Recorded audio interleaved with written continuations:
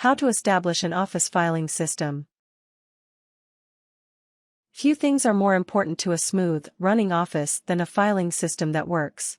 Whether you are the only one accessing files or you share with a staff, the filing system you choose must be organized so everyone can find what they're looking for.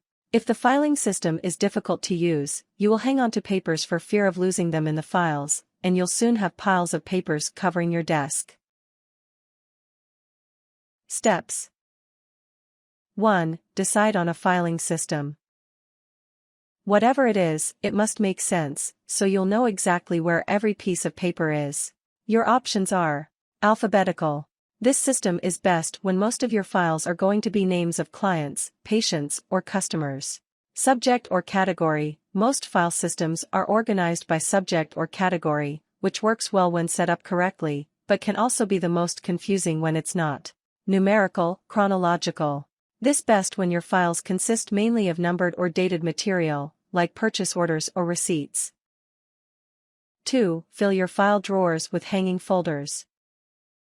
The hanging folders will never be removed, acting as placeholders for the manila envelopes which you will remove from the drawer. 3. Sort your papers into piles by category. If a pile gets more than an inch or 2 tall, divide it into subcategories. If a pile is too thin, combine it with another pile and rename it. The names of the piles should make it easy to determine which pile every piece of paper goes into. 4. Place each pile into a manila folder and label it clearly. It's best to use folders with tabs that are in the center rather than staggered because it makes the files look neater. 5. Place the manila folders into the hanging folders. For most files, regular hanging folders will work, but for thick files or files you had to divide into subcategories, use box bottom folders. You can order the folders however you want, but most people use an alphabetical system at this point. 6. Label the hanging folders with the same names as the manila folders. Place all the plastic tabs on the left of the folder unless you are using a lateral file cabinet. For lateral files, which run left to right when you open the drawer rather than front to back, place the tabs on the right side. 7. Place a supply of hanging and manila folders near the files so you can easily add a folder if you find yourself with a piece of paper that doesn't belong to an existing folder.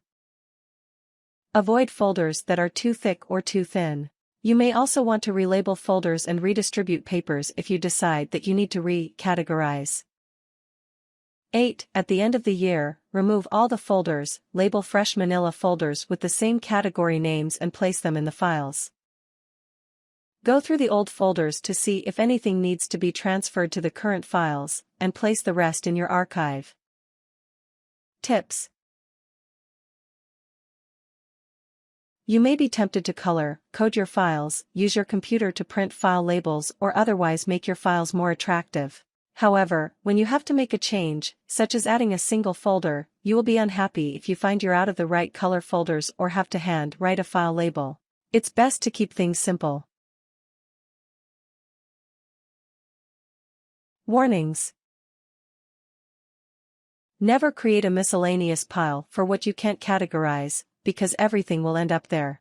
Once you've established a filing system, you must keep up with your filing. Set aside time each day to take papers from your desk and file them. Resist the temptation to set a deep filing basket on top of your files, because you'll just fill it up, and it will become another file.